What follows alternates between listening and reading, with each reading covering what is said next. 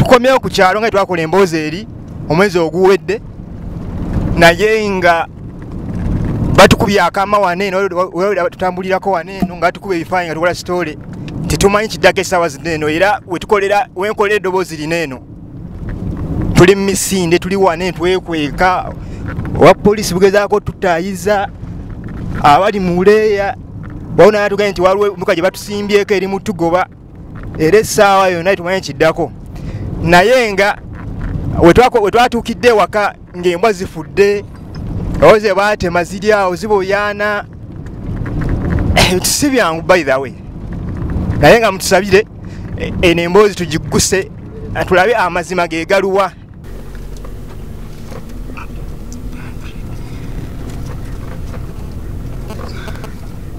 Wanje nibunjo kamera sa sewa sewa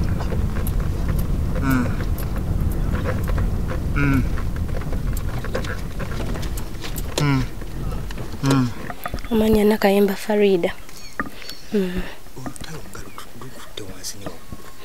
Olutalo lukutte wansi ne waggulu naye tujja kuluwangula kubanga Nalong talina buzibu ku muntu yenna n'akamu. Okuleka abo abamusoomooza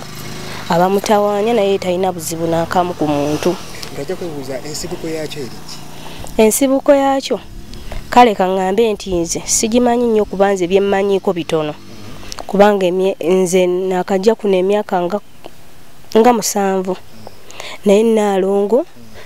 tubadde naye talina buzibu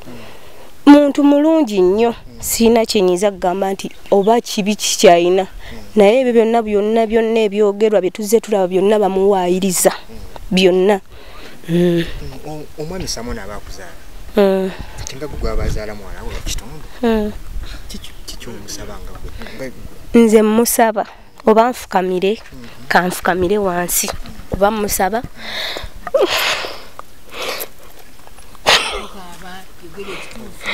musaba kuba mama Nalong talina musango n'akamu mukazi wattu. Nalong ye muntu gwenzirukirako ne mugamba mama Nalong omwana wange afa najja nanyamba nagamba tukole bwe tuti naye musaba amusonyiwe amuleke byonna byamusobako amusonyiwe amuleke. Wawulira kino tayagala mugoba waka nga buli muwala we era mpulira bubi nnyo buli nnaku wenkeera ne mugamba kati kiki ekigenda asoba nange mwawulizaayo ki. Nalong talina buzibu n'akamu n'ozaala nagamba munange amata gaago omwana muwa amata najja n'essanyu eringi ennyo. Sinsaba Allah amuyambe era amugonzezeemu. Tuli ku mboozi y'omwami Samona ne mukyala we eyavaayo mabegaawo nga ayagala agoba omukyala mu bufuuzi ng'agoba omukyala mu maka wamaze naye ebbanga ddene. Kati leero story tuzzeemu gikola tuli ku kitundu tuva nnyumba ku nnyumba era tufunye abakyala ab'enjawulo n'abasajja ab'enjawulo nga batulambulira wa gye kyatandikira naye kye tula ku ground amazima gali nti Nalong bamuwaayiriza. Gye twakafunako tuva nnyumba ku nnyumba twagala tufune ekitufu kyekiriwa era twegatteko nga tufuna entandikwa ya story eno kwaffe abaagitegeera.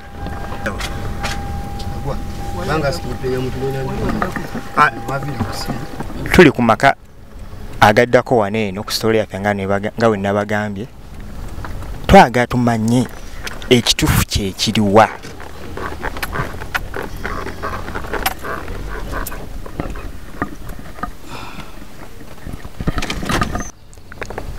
Tugeza okulaba ensonga yavuddewa naye kasokembe kuno omwami okukuba ayinza okuba ava na munnimiro omukulu ogamba otya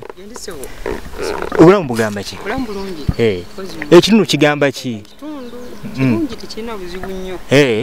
kaakati njala kukubuuza obadde oddawo Nadde nva mu kibanga wa muzeeyi nzirako eno sijji wa jjajja. Ensonga eno sigenda gikubuliza mu mmotoka kanve twogerereka manyiko ebitonotono ebimu kuba mbaddewo era kwe banzaala ku kyalo ne iba waffe. Wawulirako nti baagala kwawukana omusajja takyetaaga mukyala mu makanja. Nakiwulira ne ngamba Saalongo kikyayagala okukola. Neewuunya nnyo Saalongo lwaki akola atyo ate neeyibbawe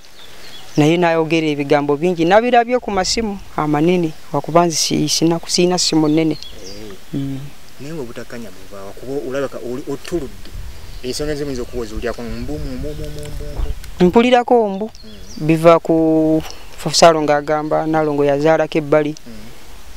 ate nga neeyibbawe takwatagana noono ate n'ayagala neeyibbawe atakwatagana na Nalongo ate yayogera omujulizi nti awulira emmotoka ezijja okulaba Nalongo nti baba basajja be abajja so abaana be bibaba bazze olumu okumulaba lwa Sande Rita okusinga waliwo n'omulala bamutaka gwa twasoma nabo bonna awo.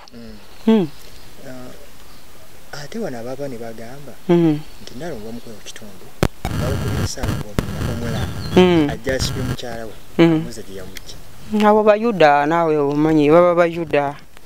Nalongo mukazi mulungi nnyo ku kyalo simanyi wenyinza mukuteekera kuba simanyi kyo ky'ekyamazima kuba Nalongo ye muntu gw'okubira nga olina ekizibu n'omugaa Nalongo nina omulwadde mama wange afa oba omwana wange afa naye mbadde neetaaga mmotoka oba kiro oba misana Nalongo essimu yeebeerako n'omukubira agamba kati emmotoka teyina mafuta mbaddemu oba gatuusa mu ddwaliro oba tegabatuusa naye kale gundi kajja abakimi emmotoka nejja n'akuteekeramu omuntu wo n'amutwala paka oba Gombe oba Kigundi Mpigi nga talina buzibu eri muntu yenna abantu bali mu enyiike ey'amaanyi eri Nalongo. Ate Saalongo ye neyisa yeri ejja ku kitundu. Saalongo empisa ye teyali byemabega naye kati simanyi oba abikola atya simanyi. Yakyuse nnyo Saalongo ekyamazima bwenkubulira ebivudde emabega eyo ne Nalongo. Ate yakyusa atya? Yakyukidde ddala si bwe yali badde buyeeyisa eri Nalongo. Emitondo yesiza atya yakyusa atya? Simanyi kuva kugamba ati mukazi wo oba muba temukwatagana bulungi naye tosobola kukwata mmere ye ate ne wagisaawa gwe nga n'okikkiriza emmere ye bagisaawe ne chairman yali badde akansolinga n'agamba mukwatagane ebi ate naye kennyini nga mwali mubagamba nti musaawe ne batema emmere ya Nalongo nga waali chairman w'ekitundu adaadi ali afuta money oli muvubuka ali afuta money. Sikubye nnyo ge mazima mu byenkola saagala nimbe oba mu byenjogera saagala kulimba saagala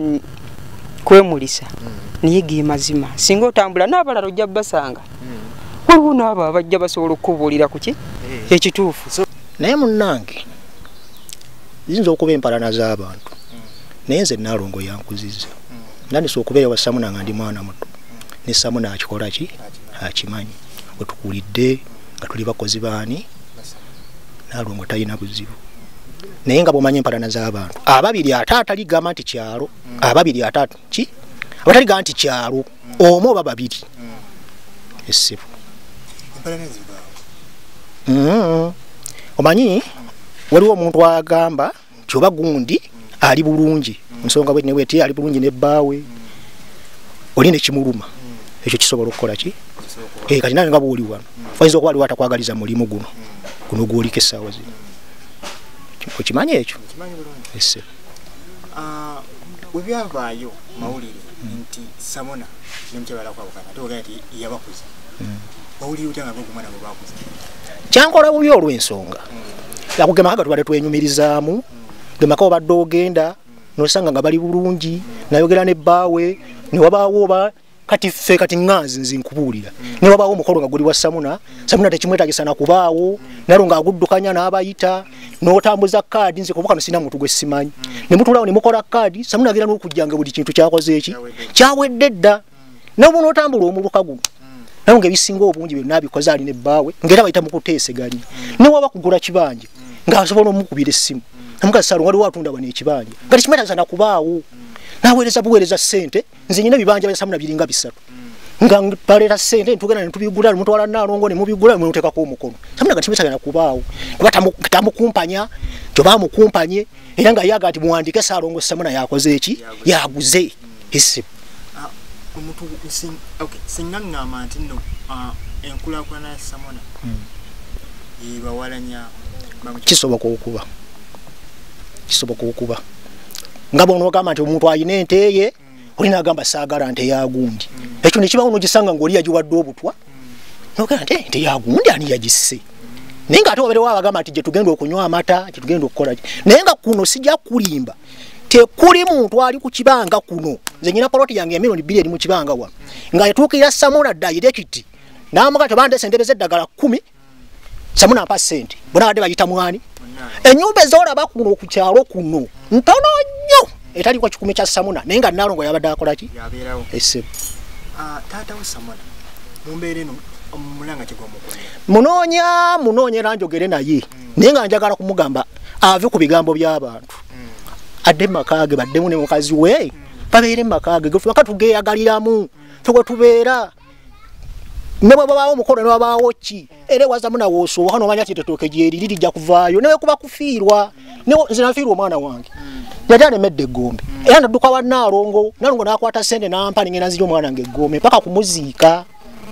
esibo